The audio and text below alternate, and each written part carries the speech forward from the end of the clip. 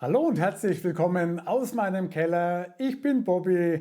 Ich zeige euch heute, wie ich die zwei Fehler No Loop Signal und Outside Working Area an meinem Husqvarna Mähroboter beseitigt habe. Letztlich sind es nur Kleinigkeiten gewesen. Vielleicht habt ihr mal das gleiche Problem, wie ich es behoben habe. Schaut es euch an.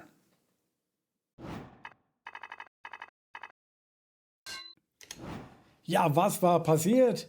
Ich wollte den Mähroboter aus dem Winterschlaf holen, das erste Mal mähen lassen, drück auf Start und bekomme die Meldung No Loop Signal und dazu blinkt die blaue LED an der Ladestation, also Alarm rot.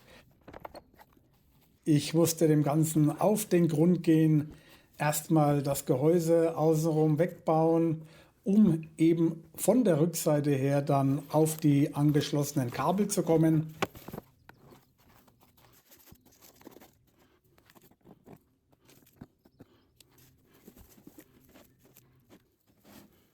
Da vorne diesen Führungsdraht etwas nach vorne rausziehen. Hier ist die Stromzuleitung. Dann hat man auf der linken Seite die Schleife, die nach links weggeht und auf der rechten Seite die Schleife, die eben nach rechts weggeht.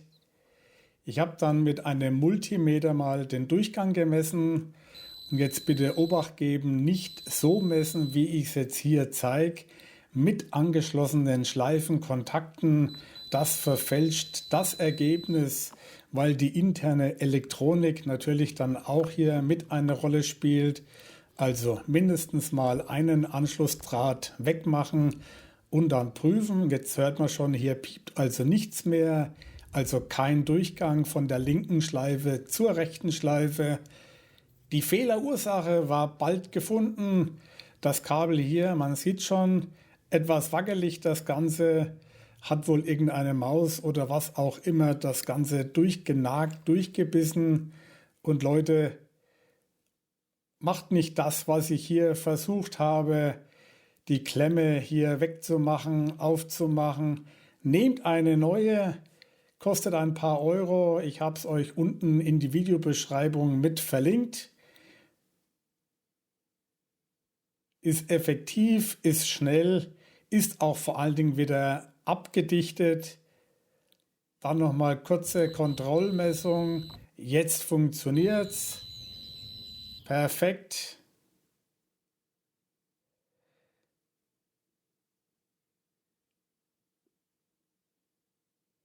Und die Statusleuchte ist grün.